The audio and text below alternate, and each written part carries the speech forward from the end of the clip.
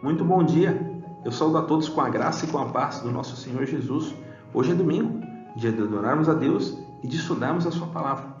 Por isso eu te convido a, nesse momento, parar do que você está fazendo, pegar a sua Bíblia, sentar com os seus pais, porque nós vamos estudar o texto.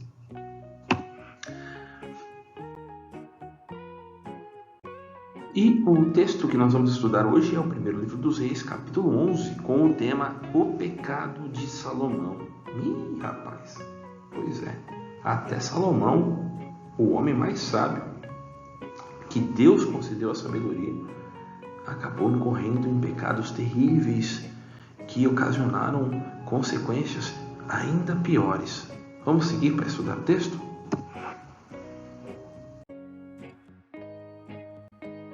Nós vamos contextualizar, mas para você que é novo aqui e que ainda não estudou com a gente, vou colocar aqui um card que vai direcionar para todos os vídeos do estudo para crianças que a gente direciona, né? Faça esse estudo, é benéfico para você. Se você também quiser apenas assistir o da semana passada, vai aparecer outro card aqui agora que vai te mostrar o vídeo que nós estudamos na semana anterior. Mas eu vou contextualizar ainda isso aqui. No vídeo anterior, no estudo anterior, nós falamos um pouco da rainha de Sabá. Uma rainha que tinha ouvido falar muito a respeito do rei Salomão e da sua grande riqueza, sabedoria e do seu Deus. Ela foi pessoalmente conferir se tudo isso era verdade. Quando ela chega até lá, de fato ela encontra mais do que ela havia ouvido falar. Ela se impressiona ainda mais, de modo tal que ela chega a dar graças a Deus, dar glórias a Deus por ter constituído Salomão rei e por ter abençoado tão grandemente o seu povo. Eles trocam presentes e aí nós começamos a perceber certas alianças políticas que passam a acontecer depois desse período. Alianças amigáveis entre os povos. Algo que pode ter começado aí a mexer no coração do nosso rei sábio. A gente vai perceber que esse período vai transcorrer praticamente todo o reinado de Salomão. Um período de pacificação que Deus já havia dado para que pudesse ter a construção do templo, mas é um período agora de prosperidade também para o reino de Salomão, onde ele se torna de fato o rei mais próspero que já passou por essa terra. É assim que diz as Escrituras. Não houve nenhum antes do que ele, como ele. E provavelmente nenhum depois. Salomão teve da parte de Deus muitas bênçãos. Mas isso tudo acabou resultando num pecado terrível. Salomão acaba se afastando de Deus, o seu Criador, mesmo depois de ter ouvido dele pessoalmente acerca dos cuidados que ele deveria ter. E note quando começou isso. Verso 1 do capítulo 11, diz assim o texto. Já abriu no texto? Vamos lá, vou te dar 5 segundos. 5, 4, 3, 2, 1. Primeiro livro dos Reis, capítulo 11, verso 1, diz assim: Ora, além da filha de Faraó, com quem Salomão era casado, amou Salomão muitas mulheres estrangeiras. Moabita, Amonita, Edomitas, Sidônias e Etéias. Olha só, o primeiro pecado de Salomão, neste caso, se dá com um relacionamento múltiplo com muitas mulheres. Vamos lembrar o que diz o texto de Gênesis, capítulo 2, verso 24. Capítulo 2, verso 24.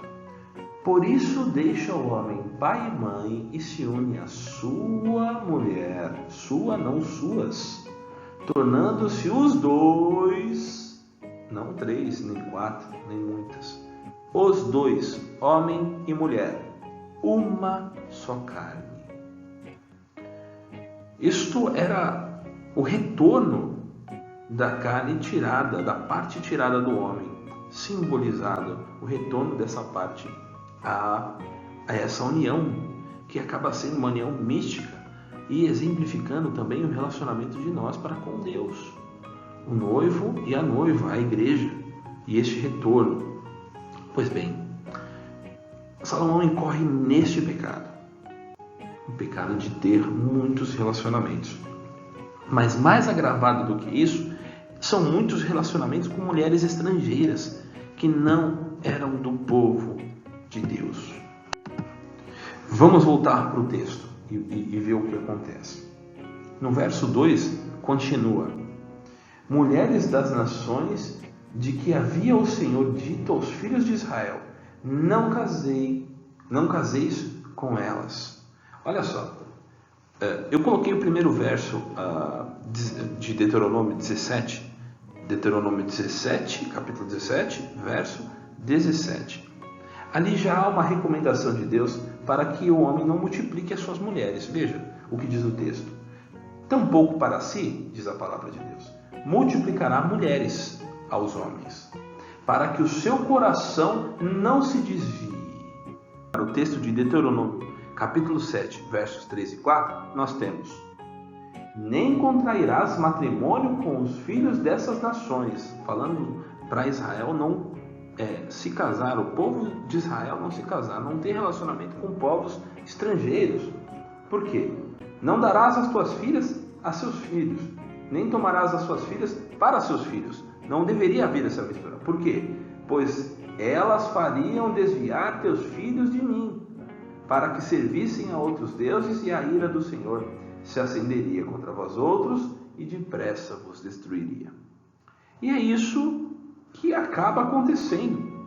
Nós vamos ver que as consequências desse ajuntamento de Salomão com muitas mulheres, e com muitas mulheres estrangeiras, acabou pervertendo a sua sanidade, sua consciência, sua sabedoria, fazendo com que ele contrariasse, assim, os mandamentos de Deus. Salomão passou a seguir, por incrível que pareça, e a adorar outros deuses por causa de suas mulheres. Vamos dar uma lida a partir do verso 4 e 5, que diz o texto. Sendo já velho, suas mulheres lhe perverteram o coração para seguir outros deuses, e o seu coração não era de todo fiel para com o Senhor, o seu Deus, como fora o de Davi, seu pai.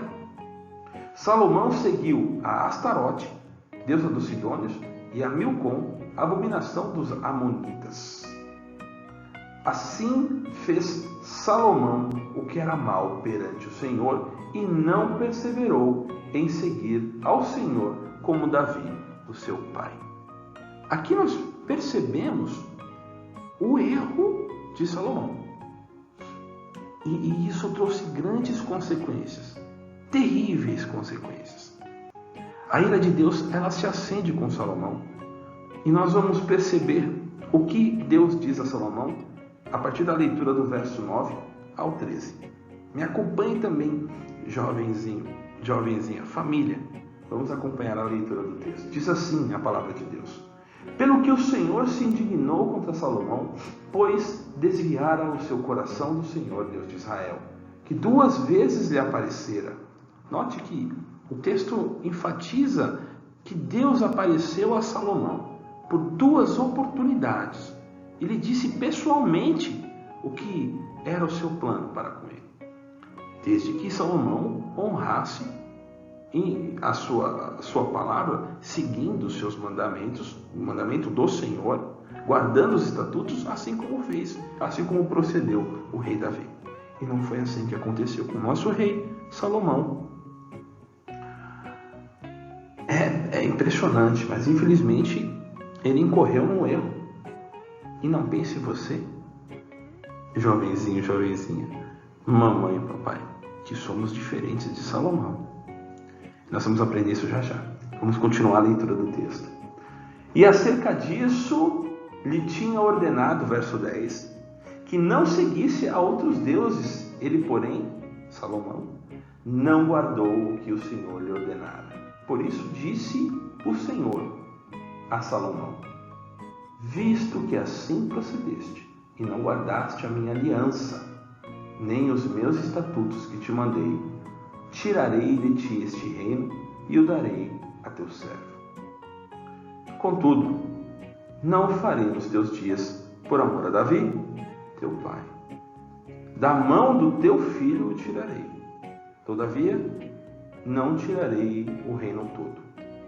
Darei uma tribo a teu filho por amor a Davi, meu servo, e por amor de Jerusalém, que escolhi. Depois desse período, nós vamos perceber na história, diante do controle de Deus na história, já movimentos de pessoas que contrariariam o Salomão, né, no seu restante de vida, e mais especificamente o reinado do seu filho Roboão, que acontecerá daqui para frente. E assim nós terminamos o estudo da história nas Escrituras de hoje.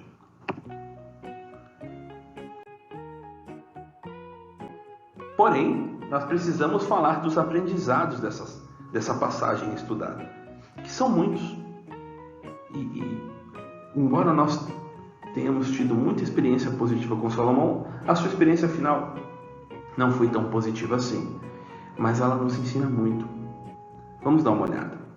Primeiro é que nós somos responsáveis pelas nossas ações. Por isso que é importante que nós tenhamos comunhão com Deus e estejamos atentos às observações que nós recebemos nas Escrituras. Ora, essa história não está aí para que nós deixemos ela passar batido, ou para que nós olhemos para ela e passemos a julgar o rei como se nós fôssemos diferentes. Não, muito pelo contrário. Salomão foi o homem mais sábio que já passou nessa terra, pode ter certeza disso. E mesmo assim, ele incorreu no erro, ele incorreu em pecado, ele desobedeceu a Deus. E nós todos somos, por natureza, nascidos em pecado e inclinados. Nós somos levados assim por nossa própria carnalidade, nossas vontades são inclinadas a fazer aquilo que é horrível, que é ofensivo a Deus. Por isso que eu deixo também um alerta de que enganoso é o nosso coração. Aquele que está em pé, cuide para que não venha a cair. E o sentido disso é de que quando nós olhamos para nós mesmos, viu, jovenzinho, mamãe, papai? Quando a gente olha para a gente e se acha grande demais, é aí que o tombo é feio. E é muito provavelmente o que aconteceu com o nosso rei Salomão. Foi assim que aconteceu também com Davi. Embora Deus use Davi como um padrão de obediência, até então, nós sabemos do pecado terrível que cometeu Davi. E não diferente dele, o seu filho também cometeu pecados. E era muito mais sábio, porque Deus havia dado a sabedoria a ele. Por isso a gente tem que tomar cuidado com o nosso coração, com as nossas paixões, com os nossos gostos particulares, com aquilo que a gente deseja tanto. E a gente não pode, às vezes é bênção de Deus, essa privação. Por fim, nós todos carecemos de redenção. Por isso Deus nos enviou aquele que é o padrão de obediência, que é o padrão de santidade para nós seguirmos, que é o padrão para que nós venhamos a caminhar para nos tornarmos parecidos. Aquele que não incorreu no pecado, aquele que não pecou, por isso não pôde permanecer morto. O nosso Senhor Jesus, que é aquele que nos redime dos nossos pecados, carregando Ele os nossos pecados, tomando para si e apregoando na sua cruz, na sua morte.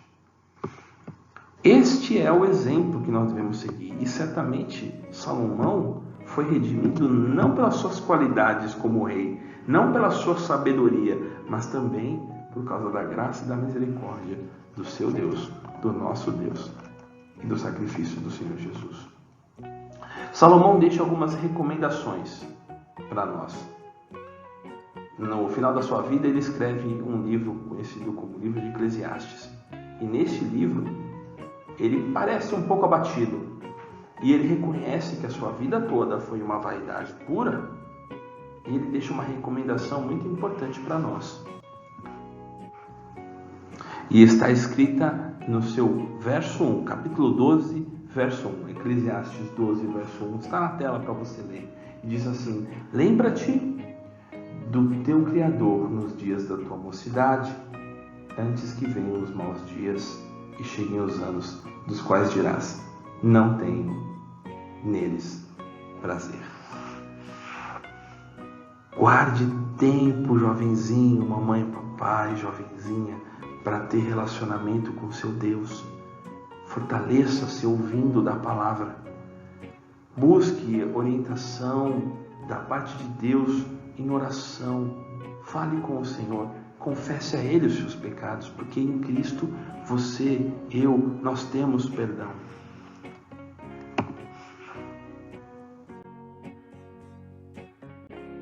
E é isso, nós vamos ficando por aqui. Mas eu deixo uma recomendação para você. Descanse, porque o nosso Deus é o Senhor da história. Ele não deixou o seu povo desamparado. Ele não tirou por completo o reino de Salomão, nem do seu descendente Roboão. Deus deixou preparado o caminho para que viesse aquele que nos redimisse e nos resgatasse para a vida eterna. Por isso descanse, porque Deus, Ele disciplina o seu povo, mas Ele ama o seu povo. Por isso que Ele assim o faz. O Senhor te guarde, te abençoe e te dê prosperidade, te dê descanso e até o próximo domingo, se assim Deus permitir. Um beijo.